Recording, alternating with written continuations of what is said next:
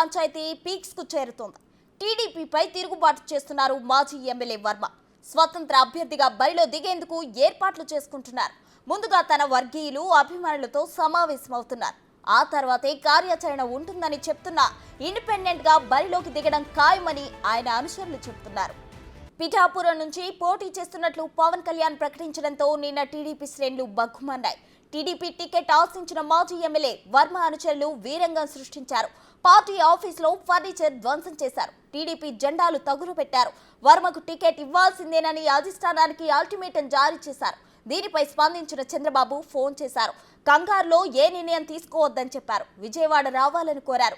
కార్యకర్తలతో భేటీ తర్వాతే వస్తానని వర్మ బదులిచ్చారు. ప్రస్తుతం నిన్న ప్రకటించిన సీట్లలో ఉమ్మడి తూర్పుగోదావరి జిల్లాలో 3 సీట్లను తెలుగుదేశం పార్టీ కేటాయించింది. అందులో భాగంగా రంపచోడవరం నుంచి శిరీష్ తీసుకొచ్చారు. అలాగే రాజమండ్రి రూరల్ నుంచి బుచ్చి చౌదరి, అలాగే రామచంద్రపురం నుంచి వాసంశెట్టి సుభాష్, పిఠాపురం నుంచి వర్మని తప్పించి అక్కడ జనసేన అధినేత పవన్ కళ్యాణ్ పోటీ చేస్తున్నారు. మిగిలిన 3 నియోజకవర్గాల్లో కూడా రంపచోడవరం కావచ్చు, రాజమండ్రి రూరల్ కావచ్చు, రామచంద్రపురం కావచ్చు, ఇక్కడ పెద్దగా ఎలిగేషన్ లేనప్పటికీ ఇటువంటి పెద్దగా వ్యతిరేకత లేదు. అయితే పిఠాపురంలో మాత్రం వర్మ అనుచరులు పెద్ద ఎత్తున ఆందోళన వ్యక్తం చేసిన పరిస్థితి ఉంటుంది.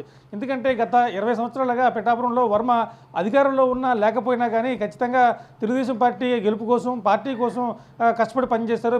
పిలిస్తే పలికే వ్యక్తి స్థానికుడు అని చెప్పి అక్కడ నిన్న కార్యకర్తలంతా పెద్ద ఎత్తున ఆందోళన చేసిన పరిస్థితి ఉంది. దాంతోపాటు వెంటనే వర్మ కూడా మీడియాతో మాట్లాడారు. కార్యకర్తలందరూ సంయమనం పాటించాలి. ప్రస్తుతానికి ఇంకా ఈ నిర్ణయం తుదిపోయిన కాదు. ఎందుకంటే ఈ విషయంలో పవన్ కళ్యాణ్కు ఏమాత్రం సంబంధం లేదు. జనసేన అధినేత పవన్ కళ్యాణ్ కానీ, టీడీపీ అధినేత చంద్రబాబు కానీ ఎటువంటి విమర్శలు చేయొద్దు. ఆయనతో మాట్లాడే పని ఉంది. ఆయనతో మాట్లాడిన తర్వాత ఒక నిర్ణయం తీసుకుందామని చెప్పి కార్యకర్తలను సముదాయించే ప్రయత్నం చేశారు. దాంతోపాటు మీడియాతో మాట్లాడుతూ 20 ఏళ్లుగా పనిచేశాను.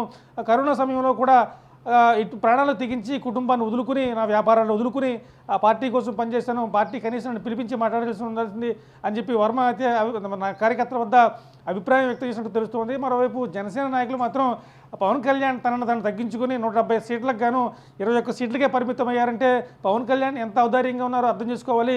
ఖచ్చితంగా ఈ అరాచక ప్రభుత్వం పోవాలనే ఉద్దేశంతో తెలుగుదేశం పార్టీతో పొత్తు పెట్టుకున్నారు. ఒకవేళ పొత్తులో లేకుండా పొత్తులో భాగంగా కనీసం 75 సీట్లు అడుగుంటే తెలుగుదేశం పార్టీ ఏం చేసేది? తెలుగుదేశం కార్యకర్తలు దీనికి సమాధానం ఏం చెప్తారనేది జనసేన నాయకులు కూడా, కార్యకర్తలు కూడా ఆగ్రహం వ్యక్తం చేసిన పరిస్థితి ఉంది.